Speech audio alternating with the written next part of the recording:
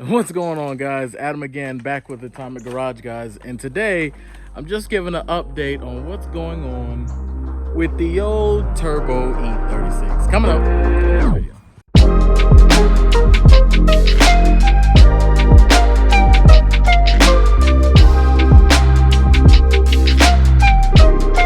Woo-wee. So here we are, guys. You are in the hood of the BMW, and progress is being made slowly but surely. So let me show you exactly what we've got. We've got the turbo that is finally mounted, and mounted for good, I might add. And we have a bunch of these lines and all of this stuff down here. I've got lines all coiled up because I've got plenty of work to do as far as running oil and coolant lines. So the cheapness in me prevailed, which is not necessarily a good thing. And I thought I could just go ahead and just use a regular old rubber line for my oil return. Not gonna work. So I have the actual line that I need, but I need AN fittings. So I'm gonna have to make that happen. Not only that, but I need the intake back on the car so I can go ahead and see how I want to route my coolant lines. Coolant is something that many people don't necessarily run on their turbos, but I said, what the heck, since I have it and it should help, let's go ahead and put it on. This is an eBay turbo, so we're testing this turbo to see what we can make it do and how good it's going to be.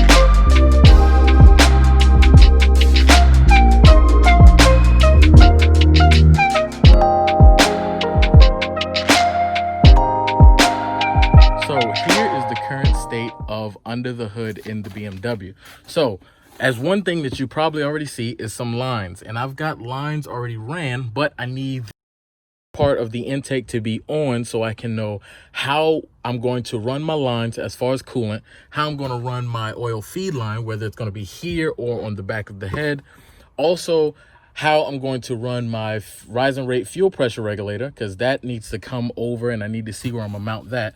All of that needs to happen on there. So we've got a lot of work that nothing can really get done until the oil feed is done, and then we can go ahead and start stacking from there on up. So we've also got the intercooler routed. Look at that. It's all routed. It does all its little things, and it barely fits. It barely fits, but it fits, so I'm happy about that. Of course, as you guys saw before, the bash bar is on, and that looks amazing still. So we are slowly but surely making progress on the BMW. Finally, what I need to do is make a dump pipe right there for the wastegate. That needs to go down. I was thinking about taking it through the hood as well, but I decided to go against that. So that's got to go down while that goes up and out. So guys, you're probably asking, one, why the safety glasses? So the safety glasses are on because I had to cut right here on the hood because this line was being hit by the hood. So now I've clearanced that. Safety first, that's what that's for. Now the project is on hold, not on hold, I'm just waiting on parts. Waiting on all of my AN fittings to come in, waiting on all that stuff, and so I can get the oil feed and return done. And once I get that done, then again, we're off to the races. One other thing, guys, that I really haven't talked about is what I'm going to do about tuning. So tuning is one of those funny things where at first I was going to cheap out. You'll notice that's a common theme with me. I was going to cheap out and say, you know what, we'll get by with the stock ECU that's located right here. But instead, I'm not going to do that. So I took the plunge and I bought a standalone ECU.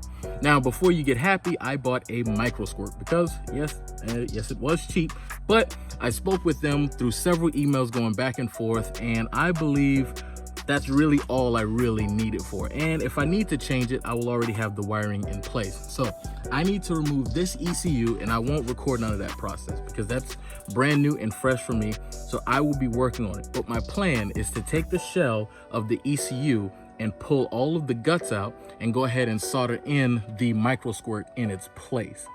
That's what I want to do. That way it'll still fit inside of here. That way I won't be cutting inside of the wiring. That way I can take care of all of that in one fell swoop. Now, another thing I went with micro squirt is because I was thinking about going with the EMU black standalone ECU. The problem is not a lot of tuners around here do that.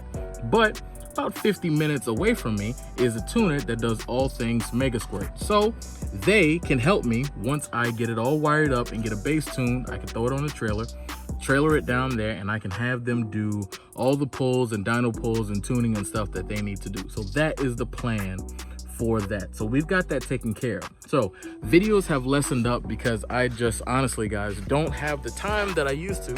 And I've been making time by just 2 hours a week trying to make something happen, but it's getting increasingly hard to film, do work, and take care of everything else that's way more important than, unfortunately, this YouTube thing is. But guys, if you enjoyed the video, give it a thumbs up. If you didn't, give it a thumbs down. Follow me on Instagram. That's where a lot of stuff that you won't see will be, because it's easier just to pull out my phone in the moment and record whatever it is so some of you guys can see it. I will link my Instagram in the bottom. But this is just an update on what's going on with the BMW, guys. I hope you enjoyed it. Peace.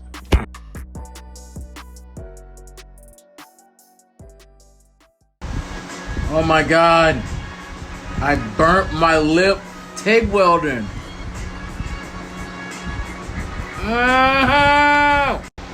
You're probably wondering how. Oh my God. Piece of filler rod, man. I've gotten accustomed to burnt, hot end, cold end. Putting it in my mouth when I'm taking something off or doing something real quick. I lifted up my helmet and put, ah! That thing hurt. It hurt.